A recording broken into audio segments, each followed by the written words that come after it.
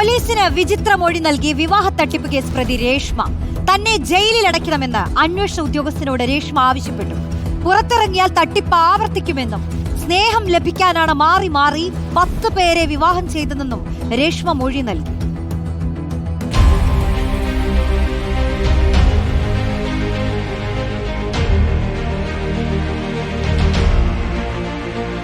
പത്ത് യുവാക്കളെ വിവാഹം കഴിച്ച് തട്ടിപ്പ് നടത്തിയത് സ്നേഹത്തിന് വേണ്ടിയാണെന്ന് വിവാഹ തട്ടിപ്പുകാരി രേഷ്മയുടെ മൊഴി. തട്ടിപ്പ് പുറത്തായ പശ്ചാത്തലത്തിൽ ഇനി പുറത്തേക്കിറങ്ങാൻ പറ്റാത്ത തരത്തിൽ ജയിലിൽ അടയ്ക്കണമെന്ന് അന്വേഷണ ഉദ്യോഗസ്ഥനോട് രേഷ്മ ആവശ്യപ്പെടുകയും ചെയ്തു. പുറത്തേക്കിറങ്ങിയാൽ ഇനിയും വിവാഹ തട്ടിപ്പ് നടത്തുമെന്നും പറഞ്ഞിട്ടുണ്ട്. അമ്മയ്ക്കൊപ്പം താമസിക്കുന്ന കുഞ്ഞിനെ സംരക്ഷിക്കണമെന്നും അന്വേഷണ ഉദ്യോഗസ്ഥനോട് ആവശ്യപ്പെട്ടു. ഈ മാസം 3 കല്യാണം കഴിക്കാനായിരുന്നു രേഷ്മയുടെ പദ്ധതി. ആദ്യത്തേത് ആര്യനാട്ടെ പഞ്ചായത്ത് അംഗം, രണ്ടാമത്തേത് പഞ്ചായത്ത് അംഗത്തെ വിവാഹം ചെയ്യാൻ വേണ്ടി രേഷ്മയെ തിരുവനന്തപുരത്തേക്ക് കൊണ്ടുവിട്ട കോട്ടയത്തുള്ള യുവാവ്, മൂന്നാമത്തേത് തിരുമല സ്വദേശി. ഇതുവരെ തട്ടിപ്പിനിരയായ 7 പേർ പോലീസിനെ സമീപിച്ച് വിവരങ്ങൾ കൈമാറി.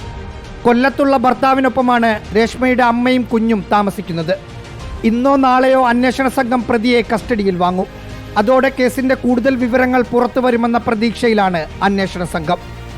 Rahees Rasheed, in reporter, Thiruvananthapuram.